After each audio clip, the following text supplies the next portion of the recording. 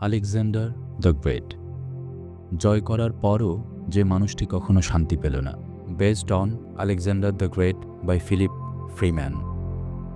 একটি তরুণ ছেলে, চোখে আগুন, মনে আকাশ ছোঁয়ার স্বপ্ন, তার সামনে মানচিত্র। কিন্তু মানচিত্রটা তার কাছে ছোট মনে হয়।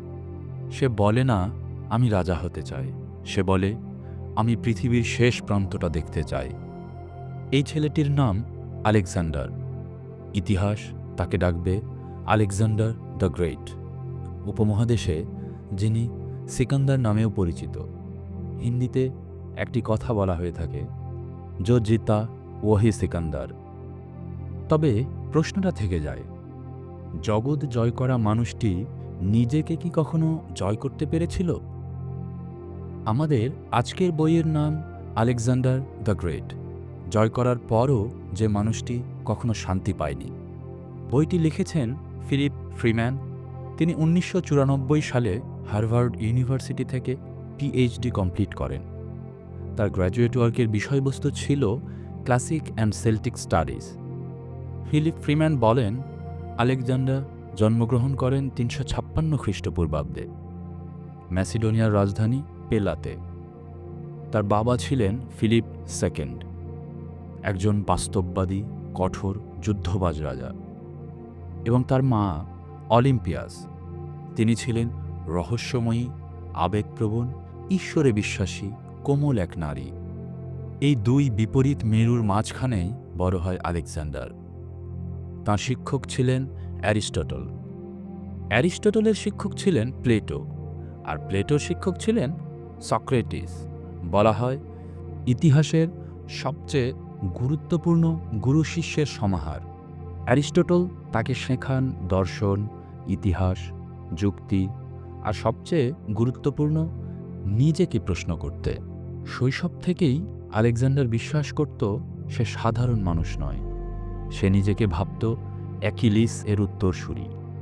ফিলিপ ফ্রিম্যান দেখান আলেকজান্ডারের শৈশব ছিল ভয়ের ছায়ায় ঢাকা। বাবার সঙ্গে সম্পর্ক জটিল। ফিলিপ ছিলেন শক্তিশালী কিন্তু ছায়ার মতো ভয়ঙ্কর। আলেকজান্ডার সবসময় অনুভব করত, আমার জন্য কি আর কিছু বাকি থাকবে? অর্থাৎ তার বাবার চরিত্র এতটাই শক্তিশালী ছিল যে সে ভয় করত তার বাবা সবকিছু জয় করে ফেলবে, তার জন্য আর কোনো কিছুই বাকি থাকবে না।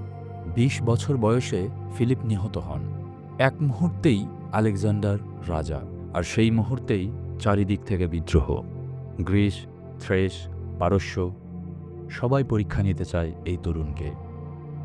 আলেকজান্ডার বুঝে যায়, দুর্বল দেখালে ইতিহাস তাকে ছিঁড়ে ফেলবে। সে কঠোর হয়, নির্দয় হয় এবং কিংবদন্তি হওয়ার পথে হাঁটে। তারপর আসে পারস্য অভিযান। ফিলিপ ফ্রিম্যান বলেন, এটা শুধু যুদ্ধ ছিল না, এটা ছিল এক তরুণের অহংকার আর ভাগ্যের মুখোমুখি সংঘর্ষ। ব্যাটেল অফ ইসৌস 333 খ্রিস্টপূর্ব, ব্যাটেল অফ গুয়াগামেলা 331 খ্রিস্টপূর্বাব্দ, একটার পর একটা অসম্ভব জয়। আলেকজান্ডার শুধু শত্রু হারায় না, সে প্রাচীন বিশ্বের শক্তির ভারসাম্য মতলব ব্যালেন্স ভেঙে দেয়। কিন্তু এখানেই পরিবর্তন শুরু। সে শুধু জয় করতে চায় না, সে চায় একটি নতুন বিশ্ব তৈরি করতে। গ্রিক, পারস্য এবং ইস্ট সবকিছু একসাথে মিশিয়ে দিতে চায় সে। ওয়েস্ট এবং ইস্টের মিশ্রণ ঘটায় সে। ফিলিপ ফ্রিম্যান দেখান আলেকজান্ডার ভেতরে ভেতরে ছিল ভয়ানক একাকী। তার ভয় ছিল ভুলে যাওয়া, মতলব মানুষ তাকে হয়তো ভুলে যাবে, সাধারণ হয়ে যাওয়া, বাবার ছায়ায় হারিয়ে যাওয়া। এই সব কারণে আস্তে আস্তে সে নিজেকে ঈশ্বরের সন্তান ভাবতে শুরু করে। মিশরে সে নিজেকে ঘোষণা করে জিউসের পুত্র হিসেবে।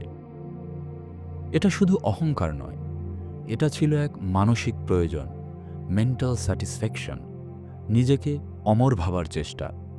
যত বেশি জয়, তত বেশি একাকিত্ব। The more makes you alone. Philip Freeman বলেন, আলেকজান্ডারের আসল কাজ ছিল বিশ্বকে এক সূত্রে বাঁধার চেষ্টা। গ্রিস থেকে ভারত পর্যন্ত সাম্রাজ্য বিস্তৃত করা, নতুন শহর আলেকজান্দ্রিয়া স্থাপন করা, ভাষা, সংস্কৃতি, জ্ঞান ছড়িয়ে দেয়া ওয়েস্ট থেকে ইস্ট অবধি।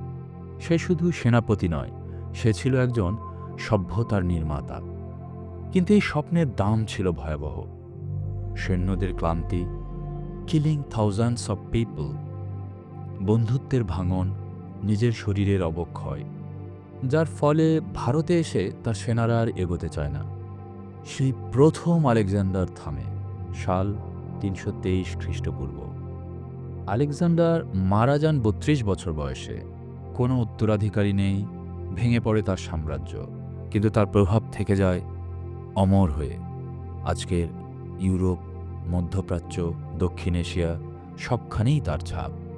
ফিলিপ ফ্রিম্যান দেখান আলেকজান্ডার সফল হয়েছিলেন জগৎ বদলাতে, কিন্তু ব্যর্থ হয়েছিলেন নিজেকে শান্ত করতে। আলেকজান্ডারের শেষ কথা ছিল টু দ্য স্ট্রংগেস্ট। প্রশ্নটা তাই থেকেই যায়, তুমি যদি সবকিছু জয় করো কিন্তু শান্তি না পাও, তাহলে সেই জয় কি সত্যিই মহান? আলেকজান্ডার দ্য গ্রেট ইতিহাসের সবচেয়ে বড় বিজয়ী, আর সবচেয়ে অশান্ত আত্মা, দ্য ডেসপারেট সোল। তিনি আমাদের শেখান জগৎ জয় করা সহজ, নিজেকে জয় করাই সবচেয়ে কঠিন। যদি ভিডিওটি ভালো লাগে, লাইক এবং সাবস্ক্রাইব করুন। ধন্যবাদ।